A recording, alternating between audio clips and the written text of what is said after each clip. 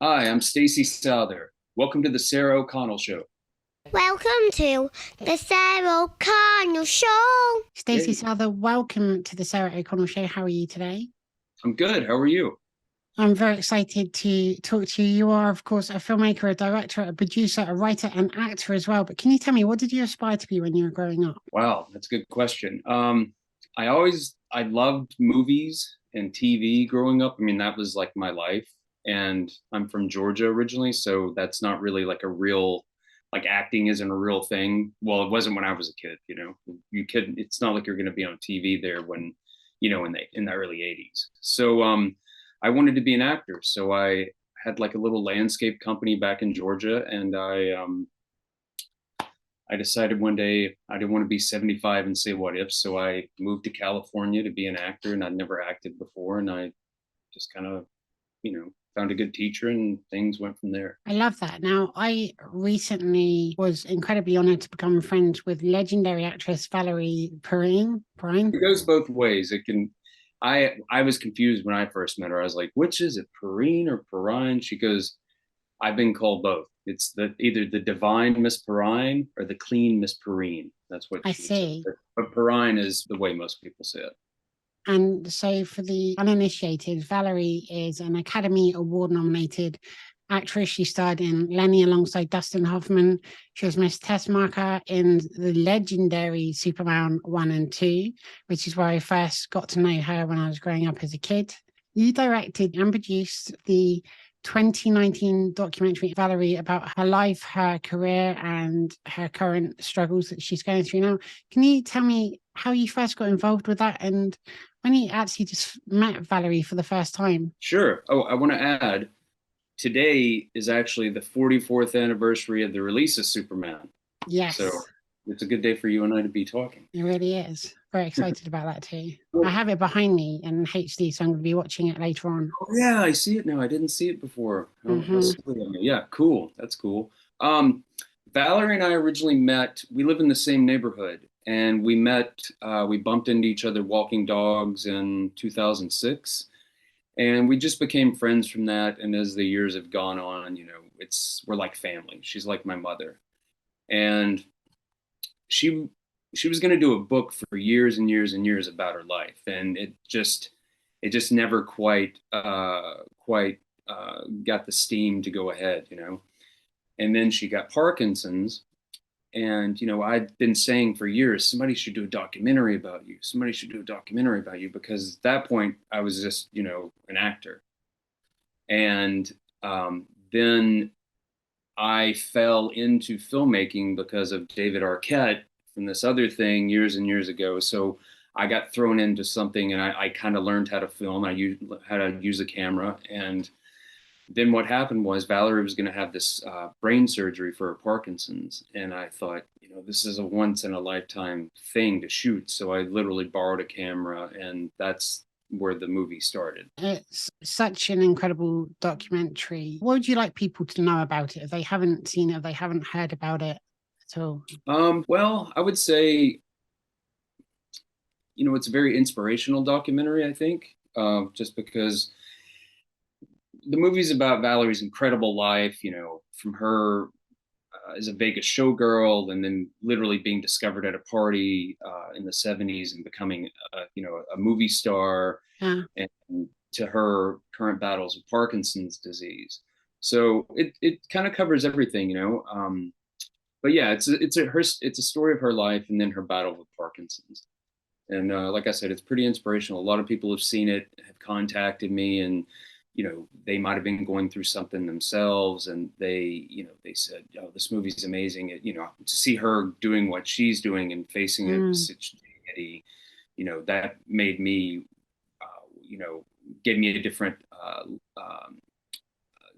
a different way to see what I'm going through, and it inspired them that, I've heard. And of course, she's known as an incredible actress, but she also broke down so many barriers as well.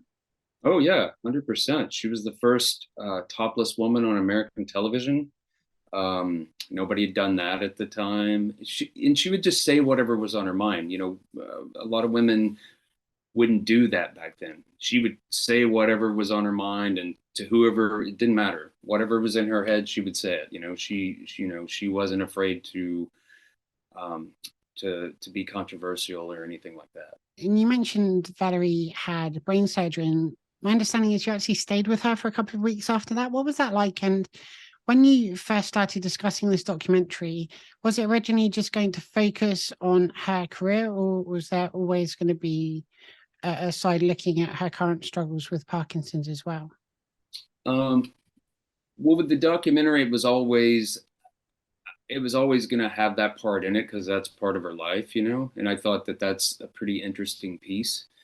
And we talked about it because you've seen the documentary. It's Yeah, really raw. twice. It shows things that a lot of people in the public eye wouldn't want to share with their public. So we talked about it, and she said she was fine with showing all that stuff because the way she put it is, if it would help somebody else going through something, that would mean something to her, and that's why she was so uh, just so brave to let that stuff be on screen of her.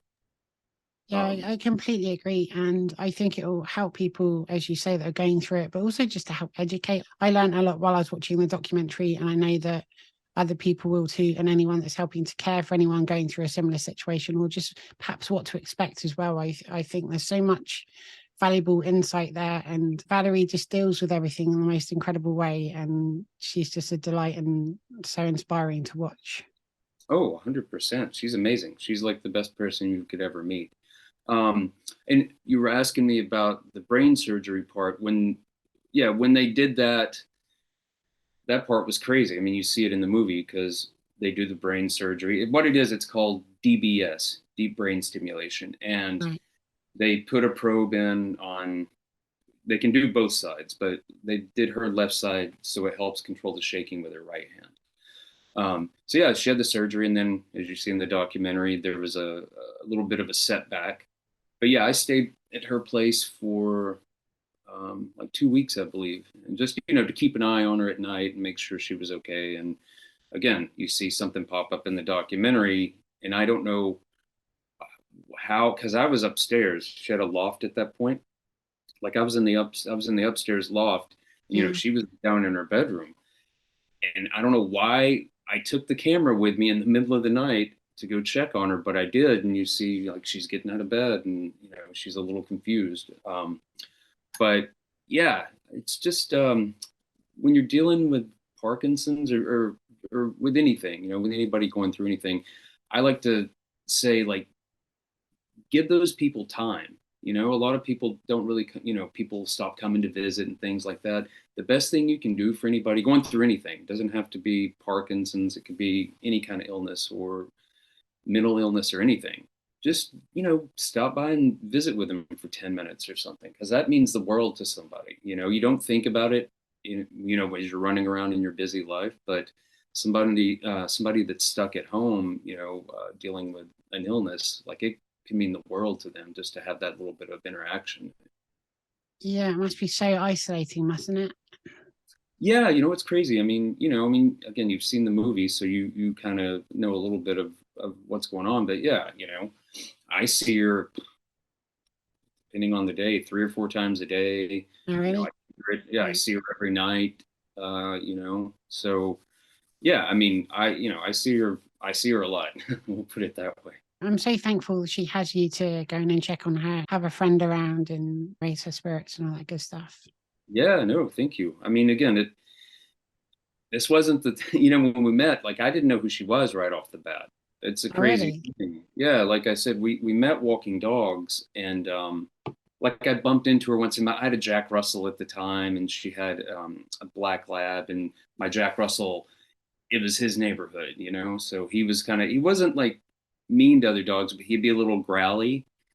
And I bumped into her a couple of times, and then one time I said, just let him say hi, and then it'll be cool after that.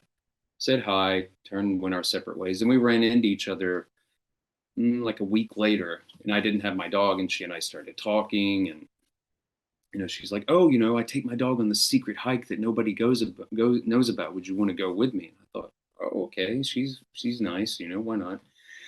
and she gave me her email address. This is like 2006. There weren't iPhones or anything yet. And this is funny. And as we chat a little bit more, because I was like, oh, what do you do? She's, she says, I'm an actress. I was like, oh, okay, that's cool. Had no idea. And then after she gives me the email, at the end of our conversation, I said, I'm sorry, I'm really bad with names, because it was like her name and it was a Hotmail address. That's how long ago this was. And so she ends up, she's like, do you know what IMDb is? It's like, yeah, I'm an actor, of course. And she said, did you ever see the movie Lenny? I was like, no, I kind of know what it is, but I've never seen it. She literally goes, did you ever see Superman? I was like, yeah, of course. She goes, I was Miss Teschmacher. I was like, oh, okay, I know who you are. And a funny little add-on to that is maybe a year before I was home and I was really sick. And, I was like, I'm just going to chill out and like rest. I had a really bad cold. So, I was watching movies. I put Superman in, which I'd seen, 100 times, who knows. And watching it, I saw her, and this is before I met her, and I thought to myself, I'm like, I wonder whatever happened to that lady. And then I meet her like a year later, and she lives like a half a block away from me. So that's a little story of how we kind of met and everything. Amazing. I obviously grew up watching Superman, and it was always my favorite superhero movie, and still is, in fact. Christopher Reeve, no comparison. Yeah. And the scenes that she's in are just brilliant. And I think she's the only person that ever saved Superman. Yeah. She dives in and takes the kryptonite off, right? Yeah, yeah. And then she gets the smooch. Mm-hmm. Yeah, but yeah, she literally, I don't think anybody had saved him. That was his, I believe that's his first screen kiss and all that. Like Valerie did it all, And, it's kind of weird because everybody has this thing like, oh, well, she's with Lex, but she's really wants to be good and she's such a good person. And yeah, the movie's so good. Such a great character, and it was so great to see them come back, obviously, in the sequel. But I think they were shot pretty much back to back, weren't they? Yeah, they were shot back to back, and that wasn't a big thing back then. Like they'll do it now, but back then they didn't do it. And I think the reason they kind of did it was the Salkinds had done 3 and 4 Musketeers, and they shot those at the same time. Yeah. And so I think that was kind of like, oh, we'll do this, or it was probably Dick Donner. He said, let's just do it all at once. Dick Donner. Amazing person. Yeah. So I'd love to go back to the beginning of production, because I understand originally it was actually an Indiegogo campaign so people could support the production. Yeah. I did everything myself, as in all the shooting. It was just me, like literally. Yeah. At that point I had like a DSLR, like a Canon 5D Mark II. And I started shooting with that thing. So I just would shoot, I didn't have like a timeline or whatever. And, I started reaching out to celebrities and all that kind of stuff. But yeah, it just kind of started like that. And I started shooting her. That surgery was in 2014. So, I shot for maybe, shot for like 5 or 6 years. Because again, it wasn't like there wasn't any kind of a rush. And it actually helps because you see her decline as the film goes on, which as a filmmaker, it's like, oh, this is gold. But as, somebody that, you're watching somebody you care about decline. It's also heartbreaking, yeah. Also, you say she had declined, but I also didn't. When that scene where she said she still puts her makeup on and it takes longer, but she still does it herself because she knows how she likes it. I just loved that spirit about her. Yeah, amazing. Yeah, that was great. That was literally, that was like the very beginning. That was one of the first things I shot. And I just was in, she was doing her makeup. I was in her bedroom with her, and that's just the light. She has this huge, it's like a vanity thing that she had specially made. It has, I don't know, 10 bulbs in it. They're all 100-watt bulbs, so it's like, but it looked really good. But yeah, that was just one of the first things I shot of her, and she just is again very candid. You see that, and then you see like the part. I actually watched the movie with a friend of mine the other night who wanted to see it. The part where she's eating the soup and she makes the joke, and my friend like laughed at him, like, see, that's it. You get it. It's like her humor, she's got amazing sense of humor, and she still has that. I've been speaking to her only recently online, and brilliant. We have like full conversations and stuff, and personality and brilliance, and just the insight that she gives into things is just amazing. And we started speaking. I didn't even realize she had Parkinson's until she started speaking about the documentary, and I researched that, and I was like, oh, I didn't know that. And then so obviously I go watch the documentary, and I just want everyone to know her story. I've always loved her as an actress, but I didn't realize this extra thing that she's been going through recently. And it's really important to me now as well that she gets all the help, love and support that she can, and also just people appreciate how amazing of an actress and a trailblazer that she is and always has been.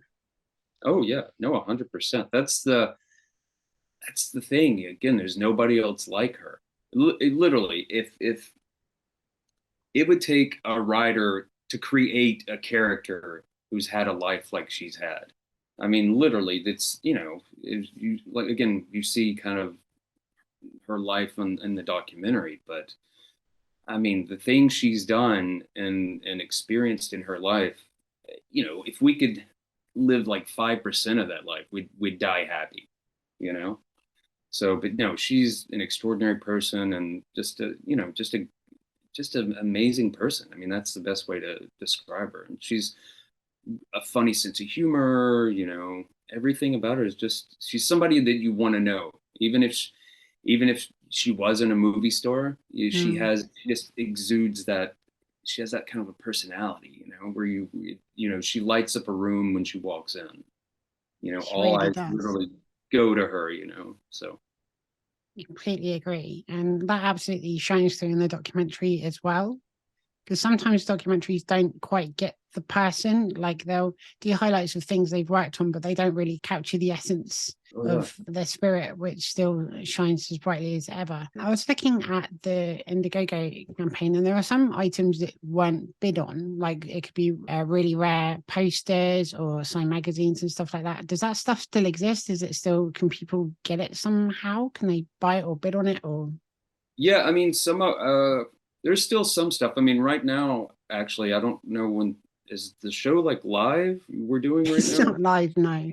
Not live. Very Okay. not live. I wouldn't do that to myself. So right now, actually, there's a bunch of stuff for auction, but that auction's on Sunday. So when this happens, it may not still be around. But that's, her red dress from Superman, like that's for auction. There's a bunch of signed, like rare, different styles of Superman posters that are signed by a lot of the cast, and Richard Donner as well signed several of those. So all that stuff's up on there right now. But yeah, that auction happens Sunday. Then all that stuff's gone because it literally everything's been bid on at this point. So whatever's there is gone. But there's still some stuff we have. So she does have some other stuff. Yeah, if somebody wants to reach out, like, you can reach out through her Twitter, her Instagram, or Facebook, or whatever. And it's Valerie Perrine, or you can find me. But it's probably it's more fun like connecting with her. Absolutely, she's so amazing, and everything in that auction is truly like collector's items. I understand a lot of it must be from her original collection from working on the movies. Yeah, like most of that stuff is from her archives.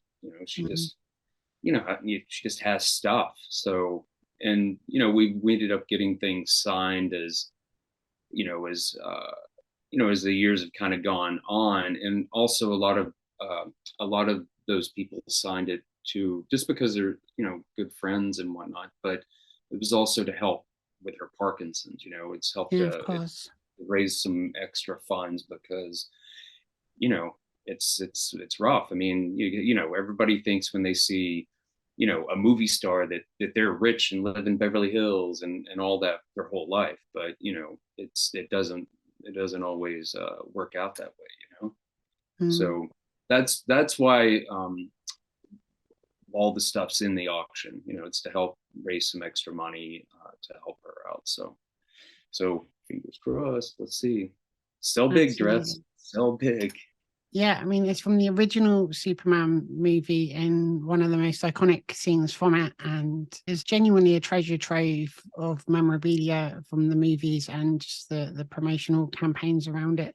Really rare posters and all sorts of stuff signed by legendary people, some of which are sadly no longer with us. So it's your only chance to get this stuff. So please do go see Valerie Perrine online and just check out that auction and bid generously and help her care. Yeah, yeah. The auction is it's Julien's. It's Julien's auction. Or if you look on any of her social media, like there's posts of with links how to get to it. But yeah, I mean, I hope somebody, I hope like a real fan gets that dress, because it's literally, it's not the Superman, you know, it's not like his costume, which is, you know, that's so iconic. But there's several of those, because there were different ones for different things. But this red dress, it's the only red dress. It's her red dress, So there's only one of these. So yeah, I hope that let's hope that a nice collector like has deep pockets and gets something as rare as this, and helps Valerie out as well. Yeah, and it goes to a good home with someone who really sort of appreciates it and knows that they're not only owning a piece of incredible memorabilia from a movie, but genuinely will make a massive difference to the person that wore it in the film, in their life, and the care that they need. Yeah, 100%, 100%. I mean, like I said, fingers crossed. Absolutely. And so did you have access to all of Valerie's photos and all the stuff that she had at the time in helping with making the documentary? Yeah, yeah. No, I literally had access to everything, every archive she has. I went through literally everything I could find in her apartment. I Yeah. I I think I scanned like 1,600 things because I didn't know what I was gonna use or need, because I kind of did it as I was shooting. So, I went through all these interviews of her and things like that. And then, I found cassette tapes. And luckily, because I'm a pack rat, I had a cassette player. So I had to go through all these things, and most of them were like nothing really. But there's one, and I was gonna try to use it in the film, but I couldn't quite fit it in. It's her on location in Miami filming Lenny, and she's in her hotel room, and she's been drinking because she's drinking as she's talking. It's literally like a little voice recorder, and she's just kind of, it's like a diary entry. She's talking about Bob Fosse and Dustin and all, and just her thoughts are all coming out. And then she'll take a drink of whatever she's drinking. She'll woo, make a little noise. But like that thing, I was like, oh, this is gold. It's so cool. Like this is an amazing piece. There was that, and then there was like a trunk full of VHS tapes. And again, I collect things, I keep things. I had a VHS player, so I literally went through all the VHS tapes just to see what was on them, and then I digitized the ones that had good stuff on them, like interview, David Letterman or whatever it was. So, but yeah, I had access to like everything, and also just because it wasn't like it's not someone just kind of shooting a documentary about her. It was me, and we have such a close relationship. So I was always around, so I could shoot whenever I wanted or whatever I wanted, and so it kind of worked out like that. So, and also, our relationship, so it just made it easy. It was very easy to, just to like talk and see what we would get. And I guess having her there too, she could give insight on whatever the clip was, whatever the photo was, and the background behind it to give additional context. Yeah, no, 100%. That's another one of those. Okay, like I'd be scanning things and I'd come across something. I was like, who are these people with her in this? I mean, it's her and Cher, but who's the guy in the middle? And I'd go in there and ask her, and she would tell me whatever. But that's one of those things too, where here I'm going through all of the stuff, and it's her, you know, at the height of everything, her like beauty, movie star, like everything. And then I go into the next room, and here she is, in bed, and with Parkinson's. It was this weird kind of, oh, this is gold, this moment. But then it's like, oh, it's just sad because she is going through something, and she doesn't complain. She's never complained about anything. You know, she just has like a good, you know, like a good positive attitude about her situation. Is it difficult when making a documentary to get permission to use clips, for example, from Superman or Lenny or from David Letterman or whatever it is? Yeah, what you have to do is, and I was lucky enough, I knew another documentary filmmaker, Jeffrey Schwartz. He's done amazing documentaries, and he was a friend of mine. And you know, he said when I was doing it, he said, "Let me know later on when you're closer to getting it finished, and I'll tell you about fair use." And so he explained fair use, and what fair use is, let's say Superman, right? Let's say someone's talking about when she jumps in the water and saves Superman. You can show that clip because it's illustrating what that person's talking about. So fair use is a documentary's best friend, because you know that way you don't, you know, if it works out the right way, you don't have to license stuff, and that gets so expensive. You know, I licensed, you know, I think I licensed like, you know, like one thing, and that was, you know, I got a good deal on it, but still that was like one little piece of a clip. It was Johnny Carson, because literally you can't do any Johnny Carson stuff. You have to like, they have everything, you know. So anyway, but yeah, fair use is like the best thing ever. It's really interesting. And so can we go into more detail about some of the people you managed to get to interview for this documentary? Yeah, of course. Who do you want to know about? Or do you want me to just rattle people off? How difficult was it to get in contact with people like Richard Donner and Sarah Douglas and all the amazing people? Richard Donner was pretty easy because there's a guy named Jim Bowers, and he's like the Superman guy. Like he has a thing called Caped Wonder. Like he's on all social media. Like he's like Yeah. the Superman guru. And we'd done like a we'd done a like a he'd put together, him and a guy named Jay Towers put together like a kind of a Superman celebration in 2015. So it was all of these people from Superman that were doing autographs and stuff. So anyway, he knew I was kind of shooting some stuff then, and he was like, "Oh, you know, is there any way I can help? Is there anybody you need?" And I was like, "Well, you know, I'd like to get Richard Donner." He's like, or he might have thrown out. He's like, "I know, you know, I know Donner. I can see if they would be interested in, you know, you doing an interview." It's like, great. So he, you know, Jim helped set that up. So that was pretty easy. I didn't have much time with Donner though. As soon as I got there, they're like, "You got 15 minutes." I was like, ugh, and I had to set up, and they're like, because he has to go somewhere. Yeah. So I literally didn't have much time with him, but he filled everything in. He was great. Jeff Bridges, I thought that was going to be a really hard one, and it turned out it wasn't that hard. You know, he was pretty easy to get. Stacy Keach was easy. You know, he pops up in it. Lonnie Anderson, she was pretty easy. I've reached out to her publicist. You know, I had like a little thing that I would, if I reached out to people and I had to go through, you know, like their publicist or an agent or something, you know, I said who it was and what I was doing and all that kind of stuff. But yeah, most everybody that I tried to get, I got. I didn't get Dustin Hoffman. I tried to get him all sorts of different ways. I mean, I even had people that knew him trying to get it to him. So I don't know if he knew about the request or not. Yeah. Have you ever heard from him since the documentary's been out or anything? I haven't heard from him, but oh, and if anybody listens, if you can help me with this would be great. There's an amazing article that was written about Valerie earlier this year, and you know, we worked with the writer, and he had access to archives and things, and he made this. It's literally the last.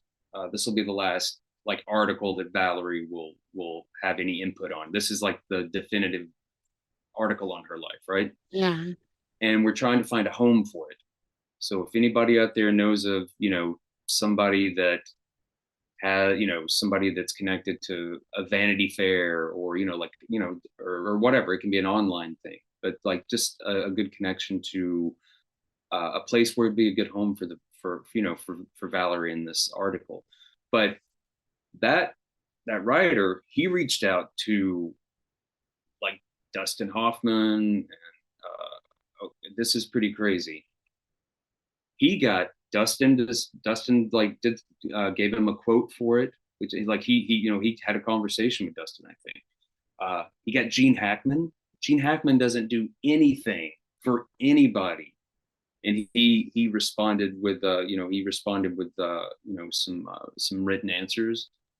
Jeff Bridges said some stuff. Look, there's somebody else, but I can't remember off the top of my head.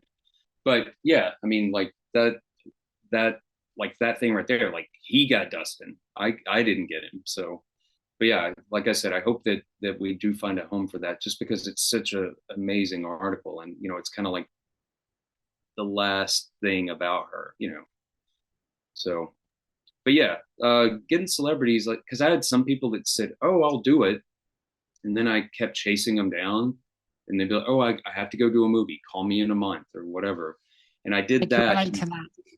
Oh, yeah. And then some people, I finally after months, they might be like, I don't really know her that well. I don't really have anything to say about her. And I thought, why didn't you just say that at the beginning? And then I wouldn't have had to chase you, I mean, I didn't say that to him, but you know what I mean? You know how it is. It's like, I get it being nice. Like Peter Bogdanovich he said he would do it. And, he ended up not doing it. So there were a few people like that, I was a little bummed about. And there were a few people that like Robert Evans, like he I didn't know at this time, but I guess he was sick when I asked him. Like he wouldn't do a video or an audio anything, but somebody I knew asked him. But he did answer questions. Like I sent some questions and he answered questions, but it didn't make it in the movie, because at one point originally it was going to be a feature-length documentary, and then one of my director buddies said, "Hey, have you thought about doing it as a short? It'd be a bigger fish in a smaller pond." He's like, "Look at what was being considered for the Oscars." And I looked and I was like, "Okay, I see it." I was a little bummed, but I thought, you know what? Let's do it as a short, because I also didn't want it to be, you get to the middle and it runs a little thin, and people are like, "Oh, okay, maybe there's something else on TV." You know what I mean? So, but yeah, getting people, I was surprised it was a little easier than I thought it would be. Sometimes you think people will be impossible to, and they're not at all. And other people that you think will be easy to get in contact with, very, very hard. Yeah, again, like Dustin, I thought, because they had so much fun on that movie. She always says that was the most fun she had on a film, because it was Fosse and Dustin, and she just said that they were, they had fun, like they would joke around and like that. And so I think it kind of ruined her a little bit, because that experience was so fun and so good. And the other movies, not that they weren't fun, but it was just a different kind of atmosphere. You mentioned earlier on, it's 44 years since the original Superman was released. And I love how you're still friends and still in contact with some of the cast members. I understand, obviously, that a lot of people in films like that will go to conventions and keep in touch in later years because of things like that. But I think, after more than 4 decades, it's such a beautiful thing that they're still in contact with each other. Oh, yeah. When Sarah Douglas, whenever she's in LA, she comes over to visit Valerie. I mean, she's been doing that for years, like she's amazing. She's literally one of the sweetest, nicest people you'll ever meet. She's just, she checks in on Valerie, like how's she doing and all that kind of stuff. So yeah, I bet that's it. Like you said, there's sometimes if people do a movie and, some people think that, oh, they're best friends. It's like, I've not seen that person since I did the movie. It's not like we hang out. But with the Superman, with that cast, they would, especially with conventions, they got to see each other and whatnot, so that was always nice, because I would go with Valerie to those things to help her out. So it's like there's Margot Kidder, there's Sarah, there's whoever. So, but it there is that kind of, it's like a class reunion. It's like you guys you experience this magical thing together, and you still have this connection all these years later. You mentioned that you were filming the documentary for obviously several years and must have amassed quite a bit of footage in that time, and not only deleted scenes, but there must have been fragments of unused interviews and things like that. Have you ever considered releasing them online, or putting together a supplementary documentary about the unseen stuff or behind the scenes or anything like that? You know, people have kind of asked me about that because I do have stuff that didn't make it in. I mean, like George Hamilton. I mean, that guy's amazing. Like literally, when I went to his place and I set everything up, and I was like, hey, I just need to make sure sound is okay. It's like, okay. And he just starts. He talked, and I'm like, I don't want to stop him. He's just starts saying all this great stuff for like 5 minutes. He's already talking about Valerie. He's like, how's that? I was like, perfect. And then we start, and he, I think he kind of said, what are you going to ask me? And I was like, oh, kind of this, same thing. He started, he talked for 20 minutes. I didn't ask him one thing. He just hit everything you could think of. I was like, this is amazing.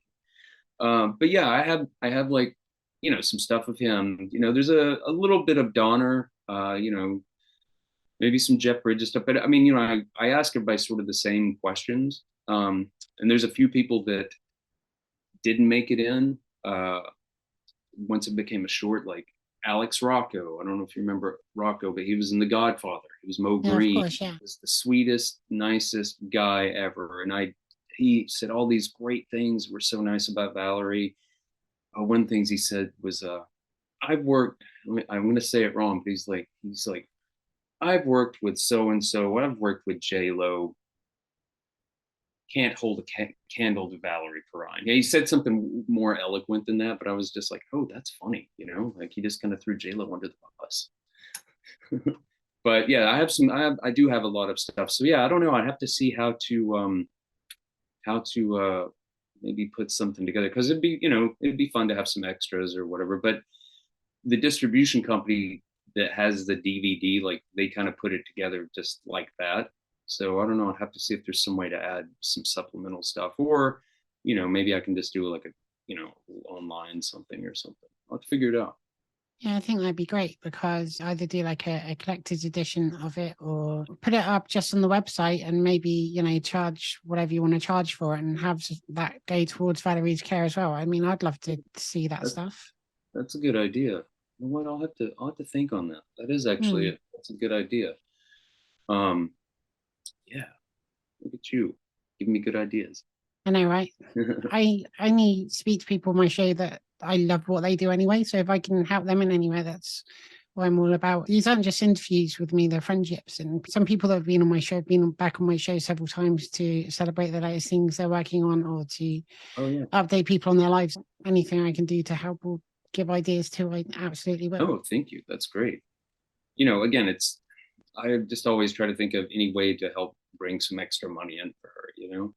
That's why, like, there's the GoFundMe for her, and that, that all that goes to her to help with her healthcare and everything. And if anybody's, I'll tell you again at the end, but if anybody's wanting to do the GoFundMe or look for the documentary or anything, you can go to valeriemovie.com, and there's links to everything there. I really feel too, like I said this to Valerie, that because she thanked me for sharing links to the auction and just celebrating the documentary, because I genuinely loved it. And I just said that your movies have entertained me my entire life.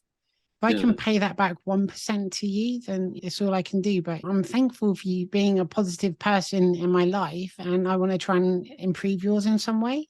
So the fact that we can do that with the GoFundMe and the auction and just telling her story is really important, I think. Oh, 100%. That's why, when I was doing the documentary, it's not that she's been forgotten, but I didn't want her to be forgotten, because I know there's people, again, if you haven't made a movie in a long time or whatever, people are going, oh, I wonder whatever happened to whoever it is. So, that was part of the reason I did the documentary too. It's a love letter to her, just, she's so special and such a beautiful soul. I just wanted to share the way I know her to the world, and who she really, just a little glimpse of who she really is, because, people think you're the character you play, you know, everybody's like, oh, Miss Teschmacher, or, you know, or Hot Honey Harlow, or whatever. But, you know, to get a little glimpse behind the curtain of the real person, I think that's just kind of magical. You know? We never know how long we have people on this planet. And that's another reason why I love doing my show. I interviewed Bob Saget in what turned out to be about 4.5 months before he sadly passed away. And just have that opportunity to go through his career and celebrate all the stuff he'd worked on, and just captures some of his spirit. And, you know, when he's kind of a bit more relaxed and at home and just having a conversation and fun, I think is a really special thing. Oh, no, 100%. I mean, that's one of the things with all this footage I have. When I was helping, you know, the guy with the article, I had to go through kind of like all my stuff that I'd shot, and I haven't looked at it in a long time, you know, at this point. So I was going through, you know, this stuff one-on-one with her and whatever, and, you know, people I'd interviewed, and oh, it hit me, you know. I got sad after looking at, you know, these moments that she and I had, and whatnot. But the plus side is, you know, one day when she isn't here, I have all this stuff. You know, you can always put a movie in and it's like, there they are, there she is. Or I can look at footage where, you know, she and I are just talking, you know, it's just me and her like talking about something. So you know, I'm lucky in that regard that, you know, I have that forever, no matter what happens, you know. I really do believe that people live on through that as well. It's an incredible thing that they can still entertain people and make them laugh and inspire them, you know, after they've gone. Oh, and yeah. She'll live on forever because of that. Oh, 100%. I mean, again, the perfect example is Superman with Christopher Reeve. I mean, if that's not inspirational, like just that movie in itself, but then you know what happened to him, and just how even that didn't stop him. You know, I mean, you know, Harry, you know, he couldn't walk or anything, but he still was giving that positive message. And so you know, I think that film is like an incredible, just an incredible tool, you know, to share things like that. You know? And yeah, even Christopher Reeve's foundation is still doing incredible work and research today, and that's part of his legacy. Oh, 100%. You know, it's like him and Michael J. Fox, like they, you know, they put a face to those causes. You know, if Michael J. Fox didn't have Parkinson's, like, would you really know that much about it? I mean, you might know like, oh, my grandmother has it, you know, like something like that. But for him to have it so long, you know, it's really like baked into your consciousness now. I can say the same with Christopher Reeve, you know, spinal cord injury. Like once that happened to him, they started that foundation. I mean, look at how much good that both of those organizations have done for those causes. It's incredible. They really have. And can you tell me a bit about the festival circuit and what it's like as an independent filmmaker trying to get your documentary out there and seen and in the right places as well? Yeah. So the documentary circuit with my movie, I had a vision because of who she was and who she is, and what she's going through, and all, you know, all that stuff. I pretty much only submitted it to Academy qualifying film festivals because I thought, you know, this is the one shot. Let's see what happens. So yeah, you know, I there's a thing called Film Freeway. I mean, any filmmaker pretty much knows about that, and all you know, pretty much all the festivals are on there, and you just go through and figure out what best fits your movie, you know, and you pay whatever, you know, they charge for you to submit it and whatnot. But yeah, the festival, it's interesting. I think I might have, let's see, I think I may have submitted to, I don't know, let's say 25 or so. And I got into, I think I got into like 6 or 7. Mm. And, you know, I won a few of those. And actually, one of the first ones I won, that got the film qualified for the Academy Awards. So, you know, it was in, you know, the beginnings of that, of the Oscar race. But, you know, it didn't get shortlisted. But, you know, that was my first film. I was like, that's pretty impressive. I at least got, Yeah, definitely. I got in, How does that work? Can you only submit a documentary to a festival in the year of its release, or could you, for example, do it now? It depends. Some of them have different rules. Like some of them will say something like, your film has to be, completed within the last 2 years or something. Like you can't like all of a sudden, I don't think, pull out a movie from 20 years ago and Right. submit it, Um, but different ones have different kind of rules. You know, I- the last festival that I was in, and literally the last one that I'm gonna do, uh, Kevin Smith has a film festival, and this was the Yes. first year. It was called SModCastle, and he was going to be in the documentary. Like I got to him, and he said yes, and then I was having to go through whoever he put me in contact with, and it just didn't ever work out to get him. But I thought when his film festival came up, I thought, you know what?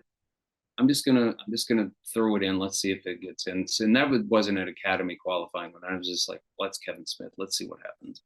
And so I got in that one. But yeah, the festival thing. If you're a filmmaker, especially like an independent filmmaker, film festivals can be great, because if you can get in Sundance, that has a lot of weight to it. If you win something, or not, any of that stuff. So it's pretty.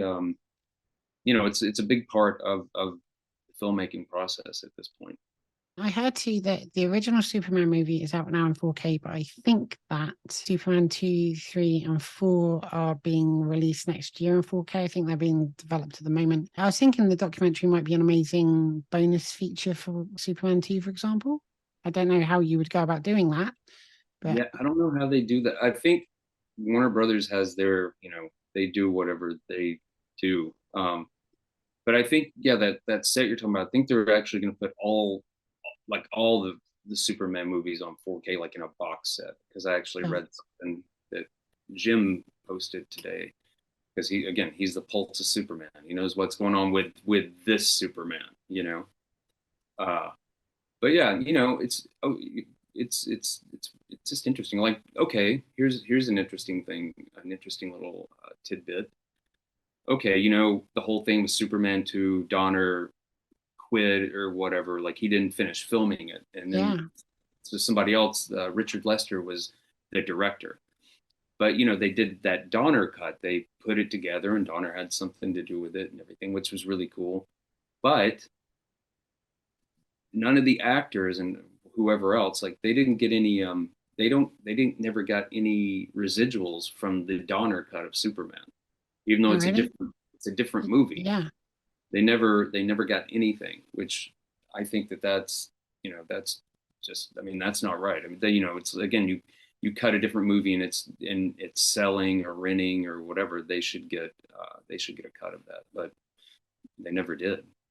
It's So terrible. Yeah, because I have a cut of that movie because it was released as like a collector's edition of Superman that came in a metal tin and just had like every version of Superman and tons of bonus features and stuff. But yeah, it's terrible if they didn't get any money from that. yeah, it's pretty crazy. I mean, because again, that's such a big, big piece, of just the whole Superman world. I mean, come on, everybody wanted to see the Richard Donner version, what it would have been, and it's interesting. You look at that and the one that came out, and you're like, wow, this one is superior. The other one just seems a little, I don't know, not slapsticky, but like there's Mhm. just some parts in it that seem a little, it wasn't what the first one was, because the first one Right. was such an epic,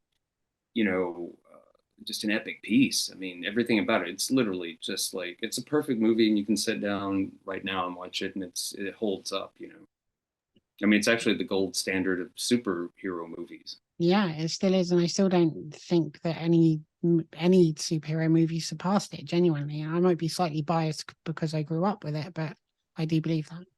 Oh yeah, 100%. It's like with Christopher Reeve being Superman. Like, he's Superman.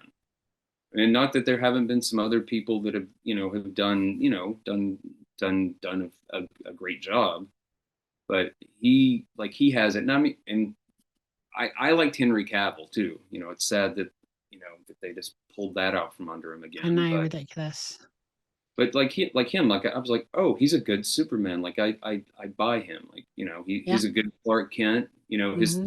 is a normal. It's not the, but but he was good. I mean, again, if you get into that whole thing of Christopher Reeve, the genius of him, like making the Clark Kent character so different from Superman, because everybody else, you're like, yeah, it's just a dude with glasses on. But, he kind of slouched and Yeah. did his whole thing. It's like that was genius, and he came up with that for that character. So I don't know. I don't think anything's ever gonna. It's the gold standard. I don't think anything will. Something may get close. Not that there's not some great superhero movies, and also now they're so just full of special effects and everything's so fast. And that was one of the complaints, because we did a an autograph thing in San Antonio. I think it was 2013, and Sarah Douglas was with us. That's when I first met Sarah. That and like she was great. And everybody kept saying, because the new Superman had just come out. And they're like, "Have you seen it? Have you seen it?" And they're like, "No." And finally, we said, "Well, why don't we go see it?" So we go to the cinema, during the festival, like one night, and we see it, and they didn't really like it, because it was so, it's like a video game. Everything was so fast and whatnot, and it just didn't have like that.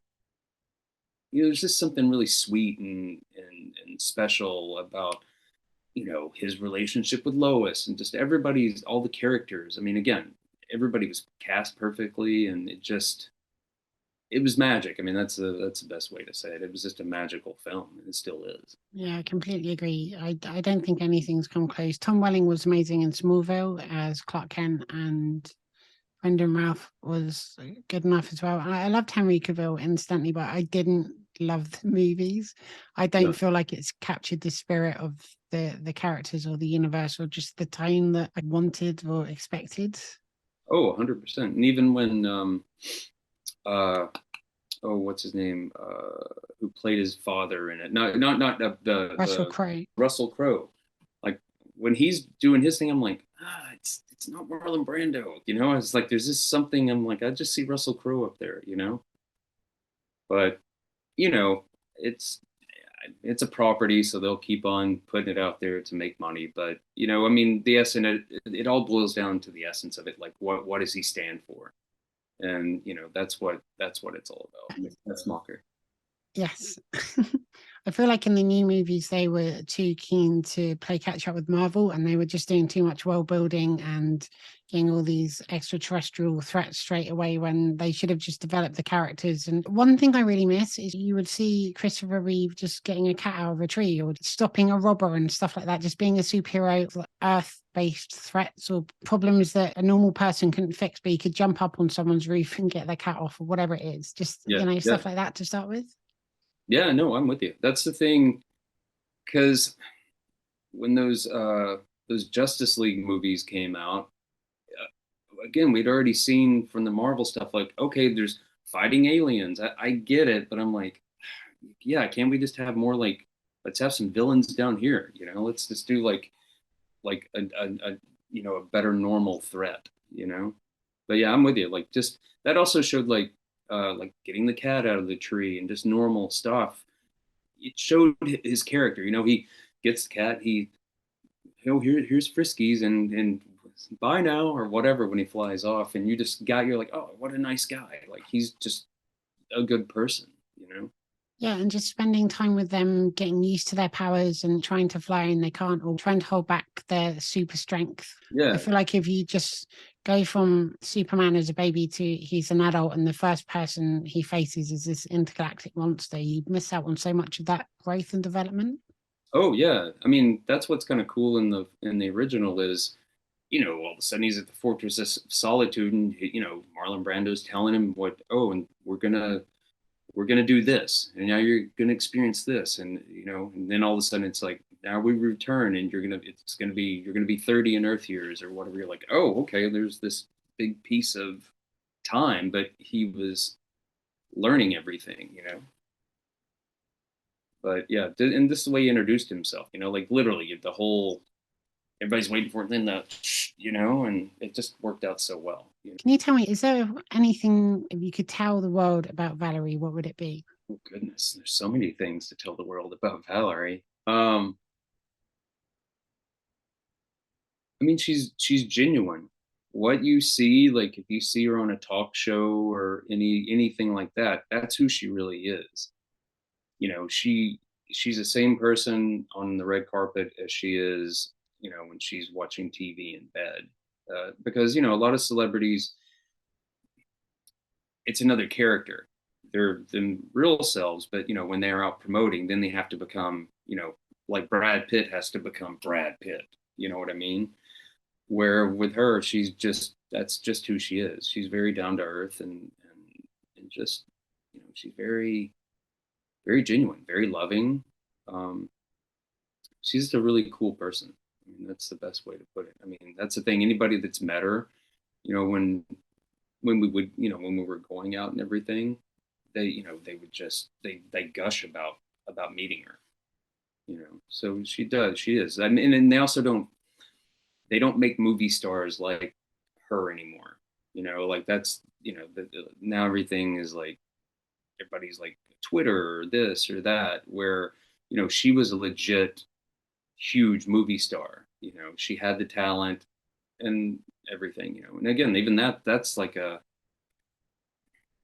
she never took an acting class. It wasn't like she was like, oh, I want to be an actress. Like she literally got discovered at a small dinner party, and she just was natural. Like Universal Studios, they signed her to a 7-year contract, like literally right a couple of days into filming Slaughterhouse-Five.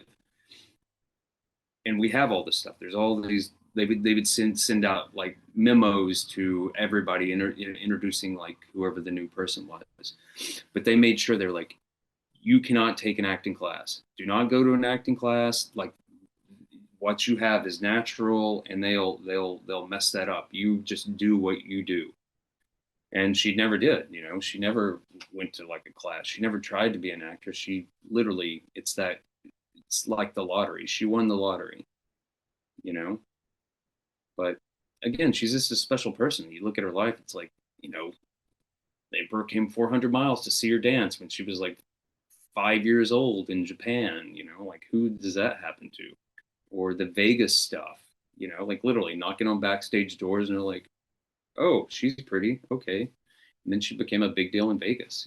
She's just had this, like I said, a life that someone would have to literally create, because that doesn't happen to everybody. Yeah, she's an incredible person. If you've got this far into the interview and haven't decided yet, please go watch the documentary. It's very, very highly recommended. Yeah, 100%. I mean, if it wasn't my documentary, I would still say this is a really good documentary. You should check it out. I have the same thing. It's not mine, but I mean, I agree with you. Yeah, I mean, there's this.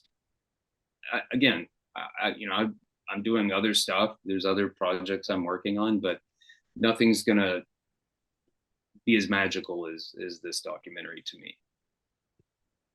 An interesting segue now. When I was watching the documentary, a friend of mine popped up in it, David Arquette, who is, of course, friends with Valerie. And I was like, oh, that's great. So they know each other. But then I started researching you, and I found out that you'd worked on the You Cannot Kill David Arquette documentary, which I've watched several times because David's been a guest on my show too. And you worked on it, which I think is an amazing thing. First of all, how did you get to know David Arquette, and how did you become involved with that real documentary that I'm still processing? Well, it's because it's because of David and his wife now, Christina, that I became a filmmaker to begin with. What happened was Christina Arquette, her mother and her aunt are best friends with Valerie from like, decades ago, like the 70s. And so, so Valerie's like family with Christina, basically, And then when she started dating David, like 10 years ago or something, that's how I got introduced to David. And so, we were friends, we would do things. And then Valerie had her 70th birthday party. And then I invited a friend of mine that had just moved from my hometown out here with her son. And for his 8th birthday, he wanted to direct Wicked for his 9th birthday because he was all into musicals and stuff.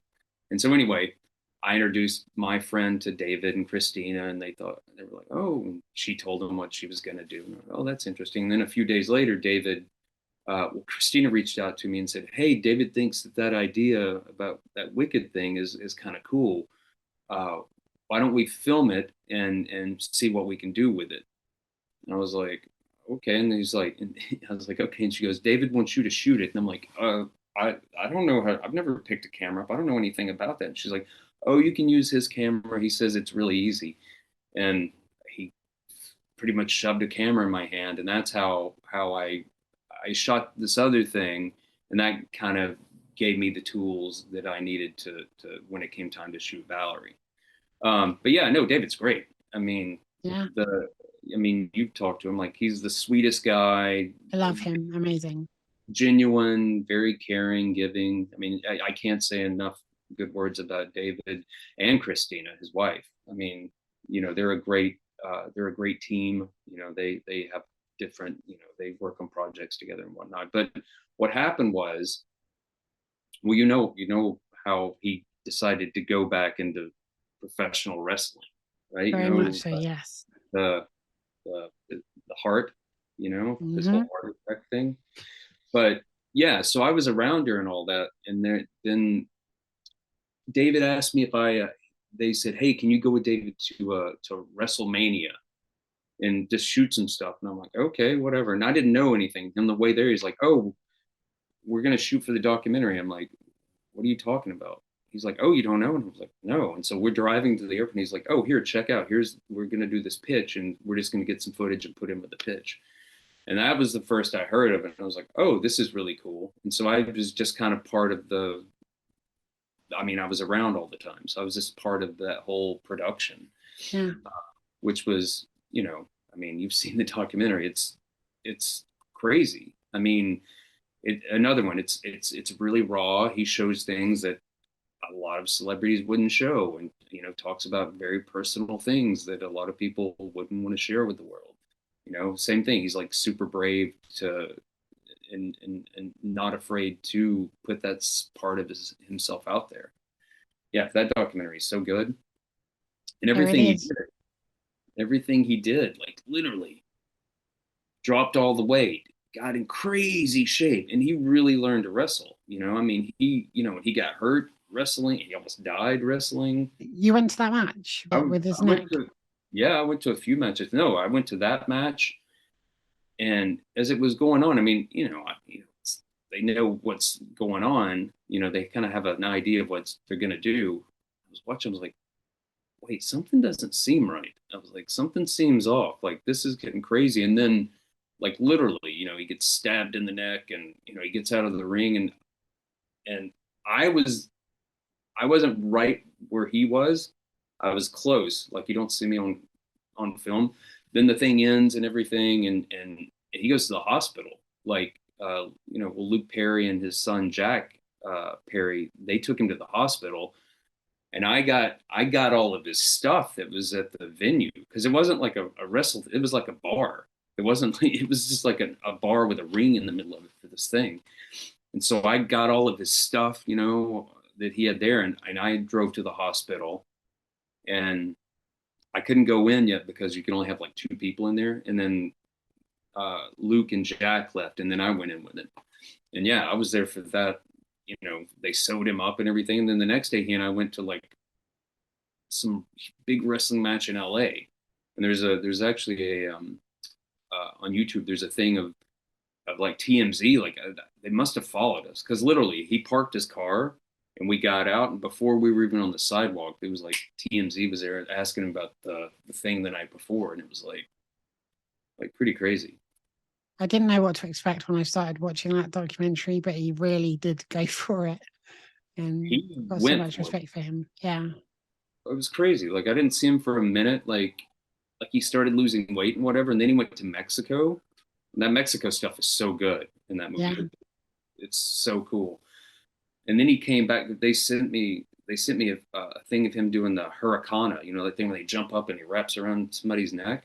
And I was like, what? I was like, that's not, is that him? What? I was like, and then he got back and he was like, he dropped like all this weight. He wasn't there that long, but I mean, he between, you know, a week or something, it was just like shredded. I was like, this is crazy. So yeah, like he definitely went for it, and yeah, it was amazing. It was a good experience to just be a little part of that, and you know, and, yeah, and I pop up in that documentary. It's kind of funny. Having seen what you saw when David was going through that, have you ever been tempted to step into the ring yourself? Me, no way. I couldn't do that. Even though you know you know it's worked out. You know it's but still the stuff is real. Like people get hurt. You know, David got hurt and some stuff. But yeah, like I want to stay as in one piece as I can. I don't want any injuries. Like I'm too afraid of that stuff. It's a very sensible idea. Now, you're also credited as an assistant to David Arquette on Ghosts of the Ozarks. Can you tell me a bit about that? Yeah, I was in Nashville, and David lives out in Nashville. He like here and there now. But he like I was out there like helping with this move, you know, helping him out with some stuff. And then all of a sudden it's like, oh, David's got to go shoot this movie. And this is the beginning of the pandemic, you know, this is like 2020. So it's like, hey, why don't you just go with David and like, you know, you can help out, like whatever. I'm like, all right, sure. And so literally it was funny because it was supposed to be like the whole family was going to go. And then because of COVID, they didn't go. They couldn't go. They didn't want to take any risks. So like I said, I ended up with David, and we had a place like not with the rest of the crew and cast and everything. Like they had rented something for the family. And so he and I were like in this kind of like this modular home out by a lake. Like nobody was, it was just us. So he and I were just doing our thing. Like I'd wake up in the morning and he'd gone out and gotten us breakfast, and it was pretty funny. But I was just kind of like there to help him whatever he needed, you know. So yeah, it was fun. You know, we were there for like a week and a half, 2 weeks or something, and you know, we just kind of you know just were around each other the whole time. That's So fantastic. yeah, but yeah, Dave, he's funny. I love him as a person. I love his movies. I love the fact that he teaches art lessons in Oh LA. yeah. Oh, Yeah. If I ever well, go to LA, I'm going to need to go to one of them, I think. yeah. No, he does. He's like a certified Bob Ross instructor, Yeah. and I remember that like he went to Florida for this 3 week course to be certified. And what he'll do is like, you know, for like charity and stuff like that, like they'll put up a you know, a painting lesson with David Arquette. And he does that stuff, you know, he'll use that.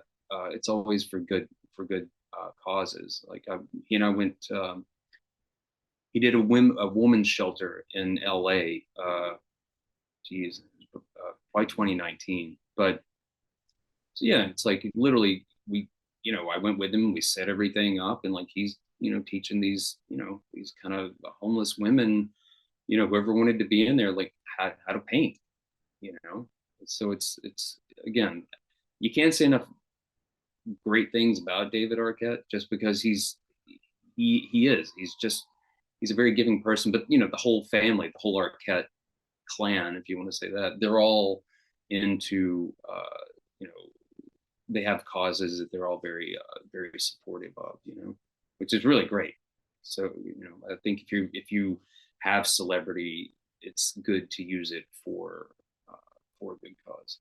So here's a question that I ask every guest on the Sarah O'Connell show. Can you tell me a fun fact about you, something we may not know, a hobby, a party trick, something like that? Sure, there's something really good. Let me think for a minute.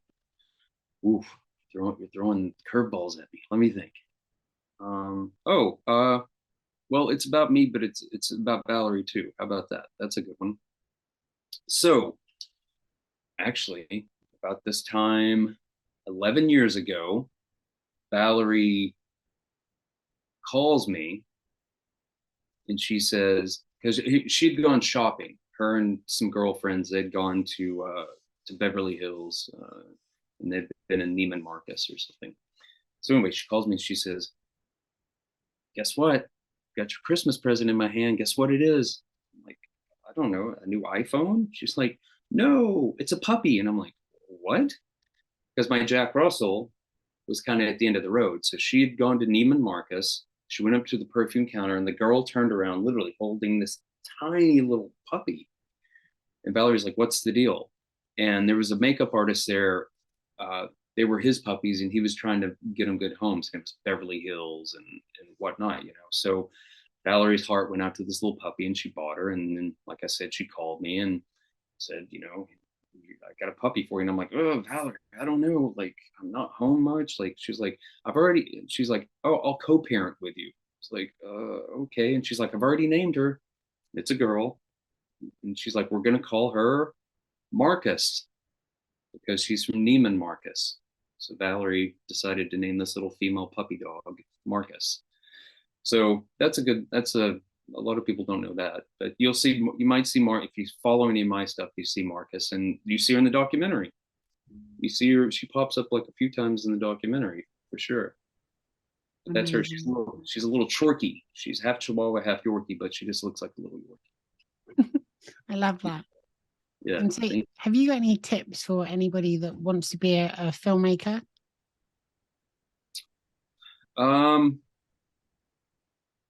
Couple of things. If you've got an idea for something, just try to shoot it. If you've got what you need to shoot, try to shoot. I mean, again, like I didn't know anything about filmmaking. I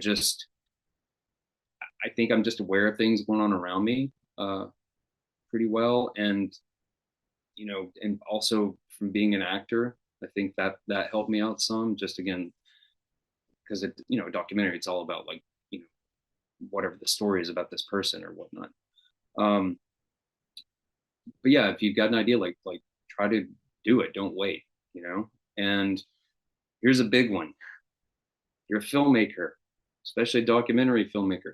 Make sure you get releases signed, because when I shot my stuff, I was, you know, I didn't really know, but I thought, oh, they're friends of Valerie, like it'll be cool. And then I had to go back at a certain point. I'm like, oh, I should probably get releases done. And you have to have it if you get a distributor anyway, you know, distribution. But like all of a sudden I was like, oh, I got to go back and ask Jeff Bridges and, you know, so-and-so and so-and-so. And most people were really, they were cool, but there were a couple of people who are already shot. And then it was like, oh, you got to talk to their lawyer now. It's like, what? And, you know, it all worked out. It all finally worked out, but don't wait. Like if you shoot somebody, as soon as you're done, oh, can you sign this release?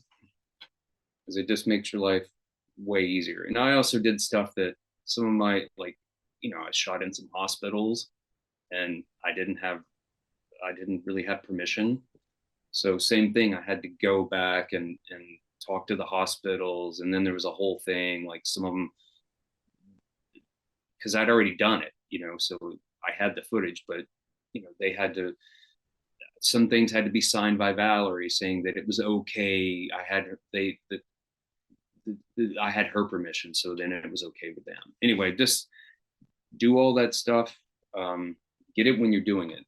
That way you don't have to go back and, you know, and then it's more of a hassle. It's very good advice. And can you tell me what you might be working on next or thinking of working on next, perhaps? There's a few things we're working on. I say we because I have like a couple of different people I work on different things with. There is it's either going to be a docu-series, or it could be a documentary. We're working on one about Jessie Graff. Jessie Graff is an American Ninja Warrior, and she's a stunt woman. Like she was in Wonder Woman and Wonder Woman 2, and like she's incredible. Like she was like I think she was the first woman to complete whatever course on American Ninja Warrior. Like only men had done it, and I think she was the first one to like do that. But she's incredible. So yeah, we're working on something with her. what can I talk about? There's a documentary in my hometown that I'm trying to get some interest in. It's just crazy. I can't even tell you. It's just bananas. What else am I working on? You know, and then I have some stuff with my one of my buddies. He's a writer director. His name's Aaron Harvey. Like he did this movie called Catch 44 that he wrote and directed. It had Bruce Willis and Forrest Whitaker and Malin Ackerman and like all these people. And you know, he always has these good people in his movies. But anyway, like I'm doing some stuff with him. You know, he's more the you know, just regular films, not documentary stuff. But yeah, I don't know if I gave you much of a good answer there because I was very vague. I get a lot of vagaries on this show. It's okay. Yeah, Jesse, people come back and tell me about them in the future. Yeah, well, we'll do that. We'll have a future date. Yeah, you're welcome back anytime, obviously, now, because you're a guest on the Sarah O'Connell show. Thank you. I appreciate that. Here's a question. If you could do a documentary about anybody, who would it be? Ooh, about anybody. I mean, I have had this idea. I haven't gone anywhere with it. I think somebody would be interesting. I'd love to see. To me, I think that'd be a good documentary because there's ups and downs. Mickey Rourke. Yes, that would be interesting. I mean, because he's just done so much, and his career is, you know, again, gone up and down. You know, he boxed, and you know, all these things. I just think he would be somebody that would have a pretty interesting story. So yeah, if you ever interview Mickey, tell him we need to talk about a documentary together. I will. I'll make it happen. Yeah. It's the least I can do. Yeah, Mickey. Come on. I mean, come on. That guy. I mean, he was great when he was in Iron Man 2. You know, he's such a good actor. Whiplash? Is that who he was? Yeah, Whiplash. Yeah. Like he was great. And then, I mean, you know, his big comeback ties into wrestling, The Wrestler. Like that movie, you see that and you're like, oh, wow. Like you just know, like, some of that was like, you know, stuff he had actually gone through because of his ups and downs in life. And you're just like, I actually, during the pandemic, there's certain movies I could, you know, I'd order them on DVD. You know, I was like, I haven't seen that movie in a long time. I was like, I should just order it instead of, you know, just, you know, renting it. But like The Wrestler was one of those movies, and it was good. You know, I think it's still held up. And again, just his performance, you're like, wow, that's acting. That's good. Yeah, I think that's a really good choice.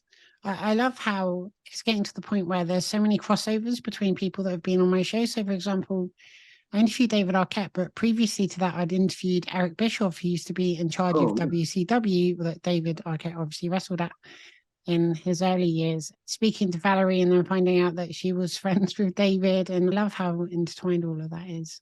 Yeah, it's weird because you think that like Hollywood, you think, oh, it's this really big, like whatever, you know, and it's interesting to, you know, when there are, like you're saying, like crossovers, you know, like, oh, you know, so and so, I know him or whatever, you know. I love that about it, you know, because you just never know. Somebody will, because I know David. There's a ton of people that, you know, like I bet or whatever, and again, there's some weird crossover, you know, literally you can. Anybody, because David's worked with so many people besides just people being friends with him, but like just work wise, it's like he's worked with like everybody, you know. There should probably be a 6 degrees of David Arquette. I think they should. I mean, because he's been doing it so long, but you know, he's been in big movies, he's been in whatever. I mean, like the whole Scream thing. I mean, well, it's plus because of Courtney. That show was on so long. Friends. I mean, it's like David Arquette, Courtney Cox. You can like literally, how many people were on that? It's like Tom Selleck or whoever. You know, you can literally find some connection to David. I think we might have just created a new game.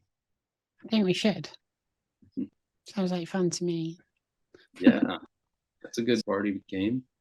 It really is. And so my second to last question is this. We've spoken about Superman, we've spoken about Whiplash in Iron Man 2, but tell me, if you could have any superpower in the world, what would it be? Oh, it's weird because I think about this sometimes. Like, what would I really want? So many. I don't know if this is, well, I mean, I guess. I don't know, but time travel, that could be kind of cool if you wanted to like fix all your mistakes or whatever you thought was a mistake or whatever. Time travel might be kind of fun. I mean, I don't know exactly who has that. I mean, I know the Flash can do something where he runs back. You got flying, like, yeah, that'd be kind of cool, but I don't know. It's like almost like you have to like put all your little powers together to make your own superhero. You know, it's kind of like Superman's got it all. He can fly. He's invulnerable or invincible. He's super strong. He's got heat vision. He's all this stuff. It's kind of like, wow, they just loaded him up with stuff. But yeah, I don't know. Maybe like a time travel thing. That seems like it could be kind of fun. What would yours be? Again, I've given this too much thought. Things like flying is okay, but I think if you were just super strong or something, people would like armies would just start attacking you for no reason. I think time travel is a good one. Do you know what I think would be good? Just to be able to give people good health. Just Oh to yeah, heal people. yeah. No, that's a good one. Mm. I've thought about that stuff before. It's like, what if you could do that thing? I mean, yeah, that'd be amazing. Because I mean, again, how many people are sick or whatnot? Oh, I will add this. I don't know. Oh, I think we already talked about it. Did I say like people giving time to people? Like if someone's sick, I think I mentioned that earlier. Yeah, yeah.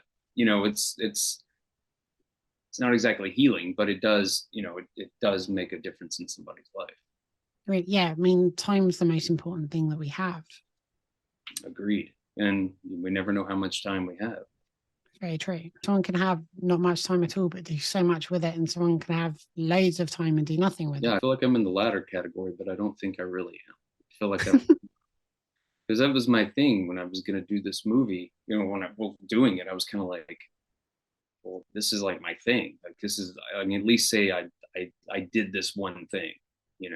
Like if it makes money or doesn't make money or whatever, it doesn't matter. But at least I'd be like, oh, I created this one thing. Like it'll be here like after I'm gone. Somebody can see it and whatever and feel a certain way or whatnot.